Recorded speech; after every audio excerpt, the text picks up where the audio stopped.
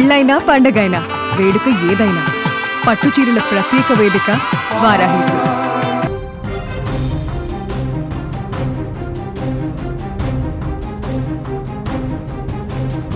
Big breaking news చూస్తూ ఉన్నాం. దిత్వా తుఫాను శ్రీలంకపై వీర్చుకుపడింది. ఇంకా తీరం దాటని లేదు, అప్పుడే అల్లకల్లోలం సృష్టిస్తుందని చెప్పుకోవచ్చు. ఆకాశం చిల్లులు పడినట్లు కురుస్తున్న వర్షాలు, విరిగి పడుతున్న కొండ చర్యలతో సింహళ దేశం అతలాకుతలమైంది. వరద నీటిలో ఊళ్లకు ఊళ్లే సమాధవుతుంటే ఇప్పటి వరకు 56 మంది జల సమాధయ్యారు. కనీసం కట్టుబట్టలతో కూడా మిగలని దయనీయ స్థితి అక్కడ నెలకొందని కూడా చెప్పుకోవచ్చు. గత కొన్ని రోజులుగా కురుస్తున్న కుండపోత వర్షాలకు శ్రీలంక చిగురుటాకులా వణికిపోతోంది.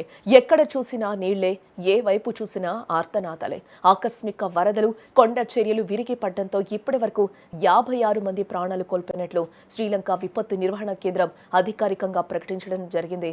మరో 21 మంది జాడ తెలియకుండా పోయారు. వారి కోసం శిథిలాల కింద వరద నీటిలో ముమ్మర గాలింపు చర్యలైతే కొనసాగుతూ ఉన్నట్లుగా కూడా మనకి తెలుస్తోంది. ఈ తుఫాన్ తీవ్రత ఏ స్థాయిలో ఉందో అక్కడి విధ్వంసమే చెప్తోంది. ఒకసారి మనం ఏ విధంగా విరుచుకుపడుతుందో కూడా మనకి విజువల్లో అయితే క్లియర్ గా కనిపిస్తుంది. ఊర్లకు ఊర్లు కొట్టుకుపోయిన పరిస్థితి. ఇప్పటి వరకు కూడా ఇంకా చాలా మంది ఆచూకీ కూడా లభ్యం కాలేదు అని కూడా అధికారులు చెప్తున్న సిచ్యువేషన్ అయితే మనకి కనిపిస్తుంది. ఎగువ నుంచి కూడా ఆ వరద ప్రవాహం ఏ విధంగా కొట్టుకొస్తుందో కూడా మనకి విజువల్లో అయితే క్లియర్ గా అక్కడ కనిపిస్తుంది. ఓ పక్కన సహాయక చర్యలు కూడా ఆ వరద నీటిలోనే అయితే కొనసాగుతున్నట్లుగా కూడా మనకి అక్కడ సిచ్యువేషన్ చూస్తే, మనకి ఆ విజువల్లో చూస్తే అర్థమవుతుంది క్లియర్ గా.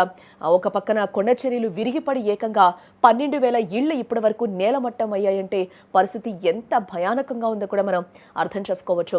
వరద ఉధృతికి వంతెనలు పేక మేడల్లా కూలిపోతూ ఉన్నాయి.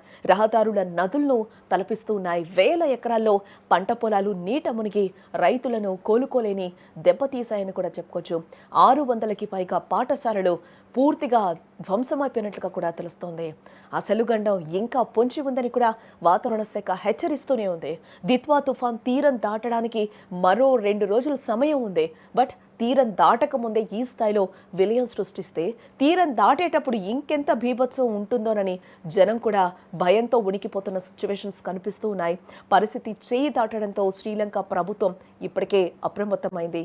దేశవ్యాప్తంగా ప్రభుత్వ కార్యాలయాలు, పాఠశాలలకైతే సెలవు ప్రకటించింది. రైల్ సర్వీసులను నిలిపివేస్తుంది.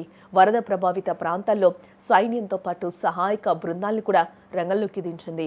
రాబోయే 48 గంటలు కూడా అత్యంత కీలకమని, ప్రజలు ఇళ్లలోంచి బయటకు రావద్దు అంటూ కూడా హెచ్చరికలను జారీ చేసింది.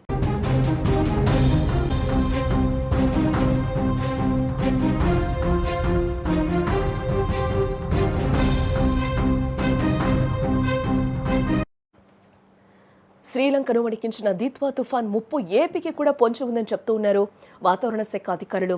తుఫాను ప్రభావంతో రాబోయే 2-3 రోజుల్లో కూడా ఏపీలోని దక్షిణ కోస్తా, ఇటు రాయలసీమ జిల్లాలో భారీ నుంచి అతి భారీ వర్షాలు కురిసే ప్రమాదం ఉందని వాతావరణ శాఖ ఇప్పటికే రెడ్ అలర్ట్ను కూడా జారీ చేయడం జరిగింది.